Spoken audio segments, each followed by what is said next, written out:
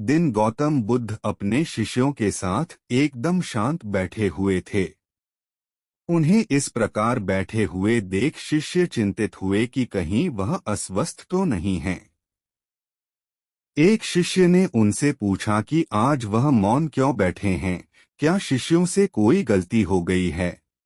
इसी बीच एक अन्य शिष्य ने पूछा कि क्या वह अस्वस्थ हैं, पर बुद्ध मौन रहे।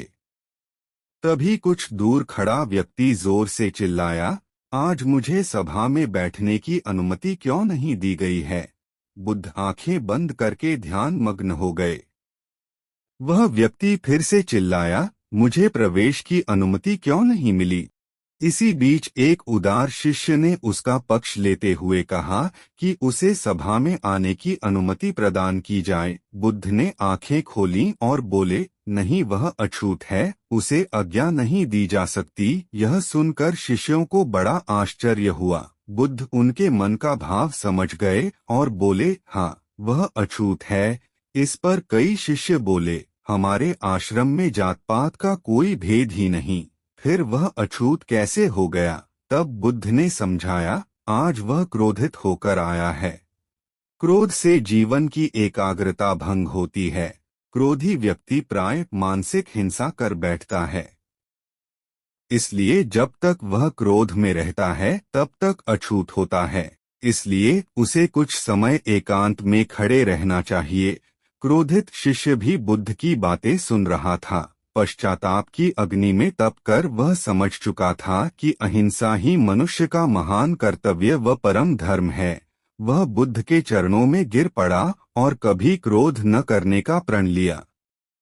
आशय यह है कि क्रोध के कारण व्यक्ति अनर्थ कर बैठता है और पश्चाताप उसे बाद में होता है, जिसका कोई लाभ नहीं मिलता। इसलिए हमें क्रोध नहीं करना चाहिए। असल मायने में क्रोधित व्यक्ति अछूत हो जाता है और उसे अकेला छोड़ देना चाहिए। क्रोध करने से तन, मन और धन तीनों की हानि होती है। क्रोध से ज्यादा हानिकारक कोई और वस्तु नहीं है। गौतम बुद्ध मगध की राजधानी में आए तो एक वृक्ष के नीचे बैठकर मिलने आए सभी श्रद्धालुओं की भेंट स्वीकार करने लगे। सम्राट बिंबिसार भी वहां आए और उन्होंने हाथी, घोड़े, भूमि, महल और अनेक वस्तुएं बुद्ध को भेंट कीं। सेठ और साहूकारों ने बेशकीमती जवाहरात भेंट में दिए। तभी एक वृद्ध महिला आधा फल लेकर आई और बुद्ध से बोली, भगवन, मेरे पास देने के लिए कुछ नहीं है। मालूम पड़ा कि आप आए हैं तो उस वक्त मैं इस फल का आधा भाग खा चुकी थी। बस यही आधा फल आपके श्री चरणों में अर्पित करना चाहती हूँ। कृपया इसे ग्रहण करें, इनकार मत कीजिएगा।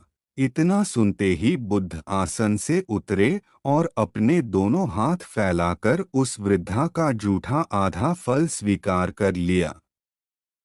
यह देखकर वहां मौजूद लोगों और सम्राट को बहुत आश्चर्य हुआ। उनकी भ्रिकुटियां तन गई। मगध के सम्राट ने जब इसका रहस्य पूछा तो भगवान बुद्ध बोले, सभी ने अपनी बहुमूल्य संपत्ति का एक अंश मात्र दिया है। उसमें दान देने का अहंकार भी शामिल है। इस वृद्धा ने तो अपना सर्वस्व अर्पित कर दिया है, लेकिन इसके मुख पर कितनी करुणा और विनम्रता है। यह सुनकर सबका सिर झुक गया और तब उन्हें समझ आया कि बुद्ध गरीबों के बीच इतने लोकप्रिय क्यों हैं।